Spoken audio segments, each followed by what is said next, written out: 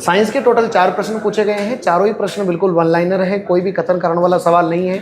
मैं कहना चाहता हूं कि जो ट्रेंड है वो वापस से जो है बदल दिया गया है, अब कथन कारण वाले सवाल नहीं आ रहे हैं, बहुत आसान पेपर है सर।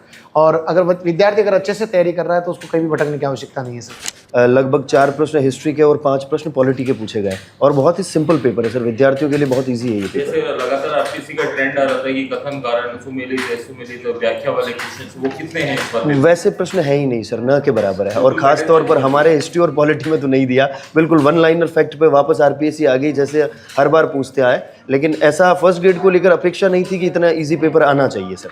इस बार मैथ्स और रीजनिंग के 10 क्वेश्चन है, हालांकि हर बार ही 10 ही आते हैं, लेकिन इस बार रीजनिंग के केवल 2 ही क्वेश्चन और मैथ्स के 8 क्वेश्चन हैं। और जो एग्जाम में क्वेश्चंस का जो लेवल है, जो पिछली बार जो एग्जाम्स हुए थे उनसे थोड़ा सा कम है, और हर एक स्टूडेंट आराम से आसानी से 6 क्वेश्चन कर सकता है। राजस्थान इतिहास और कला संस्कृति के लगभग सर 10 प्रश्न पूछे गए हैं और प्रश्नों का स्तर बहुत ही सामान्य रहा।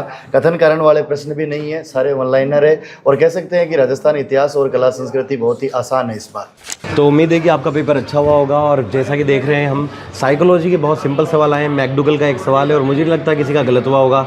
मैनेजमेंट में जो लास्ट टाइम पे मैंने पढ़ाया था वहाँ से हूबहू सवाल आ चुके हैं। बात करें हिंदी और इंग्लिश सब्जेक्ट की तो भी मॉडरेट लेवल का ही पेपर है और मुझे लगता है कि इससे आसान पेपर फर्स्ट ग्रेड का नहीं हो सकता है। ज्योग्राफी में हाँ थोड़ा मैं मानता हूँ कि अच्छा स्तर था, लेकिन उतना भी नहीं है जितना पिछली बार था।